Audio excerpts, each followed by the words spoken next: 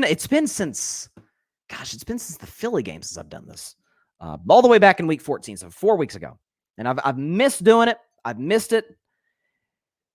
You know his name. Say it loud and do me a favor and please say it proud. Rayne Dakota Prescott completed the greatest season of his career and the best season statistical-wise, stats-wise, of any quarterback in the NFL this season. Dak Prescott, just for the record, yesterday against the Washington Commanders, a team, by the way, in Washington who Dak has 2 losses in his career against. His entire career, going back to 2016. Dak, 31 of 36, 279 yards, not 1, not 2, not 3, actually, right at 4. 4 touchdowns on the day, a passer rating of 124, and a QBR 0 to 100 of 94.6. Simply put, Dak was nothing short of phenomenal. And here's a stat I saw from, I believe it was Pro Football Focus, if I could pull it up. No, this is from Ed Werder of ESPN. He pulled this up. He covers the Cowboys. I appreciate him for putting this out there. Shout out to Ed Werder. This stat is kind of unbelievable, okay? Dak completed 31 of 36 passes, which amounts to 86% and 86.1% completion. That is now his 4th game with at least an 80% completion percentage this season. He is the first quarterback in NFL history with 4 games in a season with a completion percentage of 80 or higher with a minimum of 30 attempts. So, translation, Dak's been the most accurate quarterback in football this year. 4 games with an 80% completion percentage. And since that San Francisco game, he's been incredible. But even if you bake in the San Francisco game, bake in the Buffalo game, bake in all the bad ones, all the great ones, and all the in-between ones, what you got from Dak Prescott was nothing short of spectacular. There's no other way of putting it. Second in the NFL this season in touchdown to interception ratio, 4-1. Third in yards at a little over 4,500 yards. Second in the NFL in QBR at 72.6. Second in the NFL in passer rating at 105.9. Number 1 in the NFL in completion percentage, 69.8. And number 1 in TD passes at 36. That is Rayne Dakota Prescott. This is who he's been. You're just seeing a greater version of that, in large part because you now have a play caller, Mike McCarthy, who allows Dak to be at his best. Whether or not Mike McCarthy gets the vote of confidence from Jerry Jones, and that's been a topic of conversation today, given Jerry's recent appearance on the radio. Come to know and not love that so much, but it is what it is with Jerry. Got to give Mike McCarthy a crap ton of credit, if that's even a term, for how he's allowed Dak to be his best. You have to give CeeDee Lamb a ton of credit, who stack up his numbers. Go look at his numbers and go look at Tyreek's numbers. Tyreek beat CeeDee Lamb across the board, but not by near as much as you think. Like CeeDee Lamb, I think, is all but CeeDee and Dak, for that matter, have all but assuredly, I would think at least, locked themselves up in the first team All-Pro category. They've both been spectacular. They are the best quarterback wide receiving tandem in all of football this year. And simply put, this is the Cowboys' best chance to win a Super Bowl since 1995. Now, some of you may know they were my prediction going into the season to win the NFC, and I predicted them to lose to the defending champion Chiefs in the Super Bowl, and I still feel relatively confident about that pick. But you're asking, why, Bryson, do you think this is the best shot since they last won it in the mid-90s? Is it because it's their best team? Absolutely not. This is nowhere near their best team since 1995. 07, to me, 07 was the best team. Okay, you had Romo, you had, God rest his soul, Marion Barber, you had T.O., you had the offensive line, you had Jason Witten in his prime, you had a great defense, DeMarcus Ware, the whole bit. Wade Phillips coaching the team. Now, they went one and done to the New York Giants of 07, who ended up beating the undefeated Patriots that year. That was the best Cowboys team in that run since 1995. An argument could be made for 2014, DeMarco Murray having that great season. 2016, you could make a case. Defense was solid. O-line was amazing. Dak's rookie year, prime Zeke Elliott. There's plenty of years you can throw out there and say, hey, that was the year. Heck, I think, honest to God, I think the 2021 roster was better than this one. Dead serious. O-line was better and younger and healthier. You had Amari Cooper, Cedric Wilson, Michael Gallup closer to his prime before the ACL. A defense with Micah Parsons, Dan Quinn. That was his first year there. Like that was a darn good Cowboys team in 2021. I don't think any of those are as good as this team. As I've said for weeks now, that offense in Dallas runs through 2 guys. Guy who wears number 4, Rayne Dakota Prescott. Guy who wears number 8, CeeDee Lamb. That's it. Now, if you're a Cowboys fan, you have to feel pretty good about the fact that, I get it's Washington, but at the same time, Tony Pollard had easily his, or not, I should say easily, one of his better games of the year, 70 yards on 17 carries. That's 4 yards a clip, 4.1 yards a clip to be exact, and they had 131 yards on the ground. That hasn't really been Dallas's bread and butter this year. It's kind of been rely on the arm of Dak, rely on CD to make plays, and the other guys, Brandon Cooks, Jalen Tolbert, Jake Ferguson, etc., to follow. But this is Dallas's best shot, because when you have a quarterback playing at the level that Dak Prescott is, he can overcome the warts. He can overcome the deficiencies on this football team, which, frankly, he's done since the day he stepped into Dallas for the majority of those years, save for 2016 and 2021. He's covered for those warts. And take 2017 out, because I didn't think Dak was very good that year. Great quarterbacks do this. It's very Joe Burrow-esque. The O-line in Cincinnati was nothing short of garbage in Cincinnati. Receivers were good. Running back was good. But the defense was kind of hit and miss. Didn't trust the coach that much. O-line wasn't very good. And he got him to the Super Bowl. Beat Mahomes and getting to that game.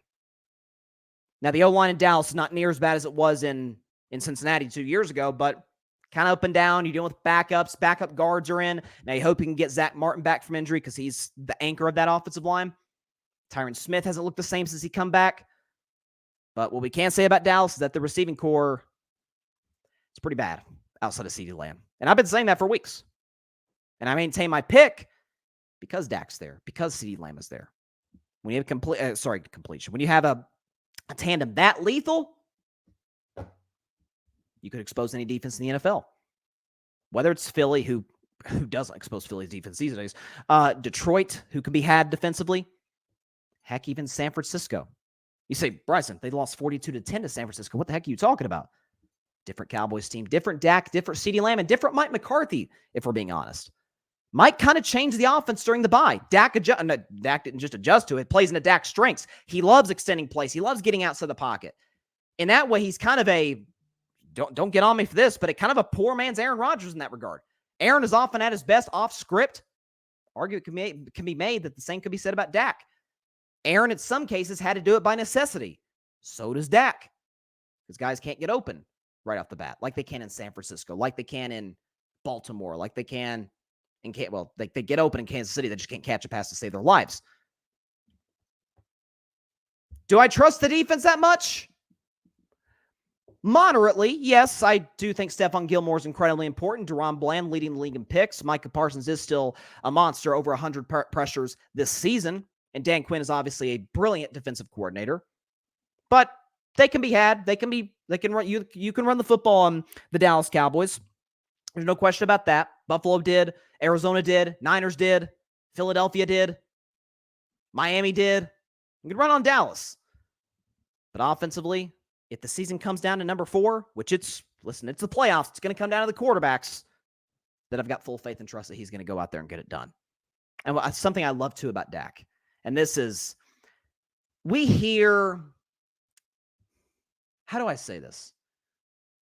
We often hear about going into the playoffs, whatever the sport is, whether it's the NFL, NBA, regardless, about how, we don't hear the noise and, we're not satisfied. What's his name? Marcus Peters had the great quotes, one of my favorite quotes ever, where he said, I think we ain't done yet. Dak Prescott, after the win against Washington, we don't have the video, we do have the sound though, was not wearing a divisional hat, and Aaron Andrews of Fox seemed perplexed about it. This was Dak's response. What's the hat? I want something bigger than that. All right, we got it. All right, and I know that. Just looking back, and you guys getting the division and now the 2 seed, and more importantly, the home games in the playoffs. What has this year meant to y'all? This is huge. It's been a great year. Obviously, as you said, battled the last 4 games, finished the right way, and then just getting to go back, have the playoffs be in AT&T. This is huge. Great to win the division. Proud of these guys. Proud of this guy. Awesome year, but we're damn sure not done. There you go. Not done. Dak Prescott will not win MVP. And frankly, as the biggest Dak fan on earth, if I had an MVP vote, it would still go to Lamar Jackson. I don't want to get caught in recency bias. But he's no doubt the number 2.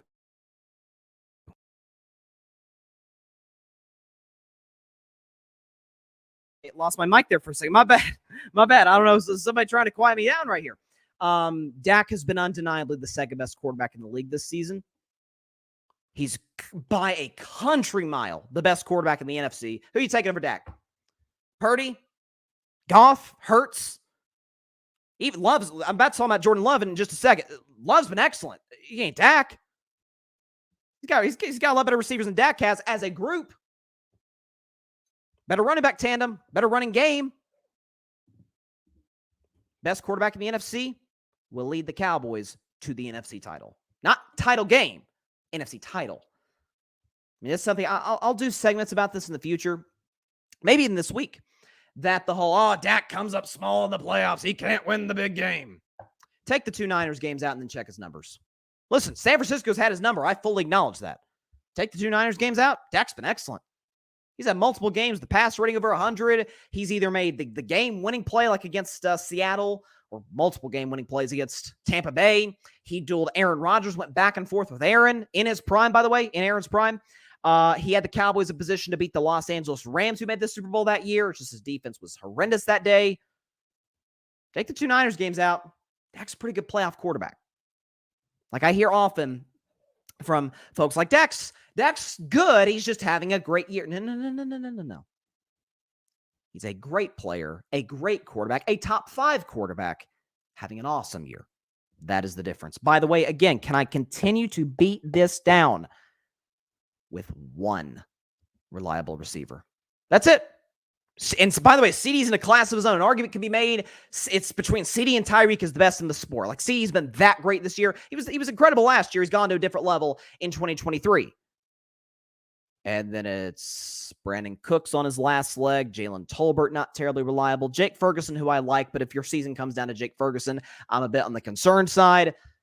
Michael Gallup, who's washed, and Tony Pollard, who's a number 2 running back.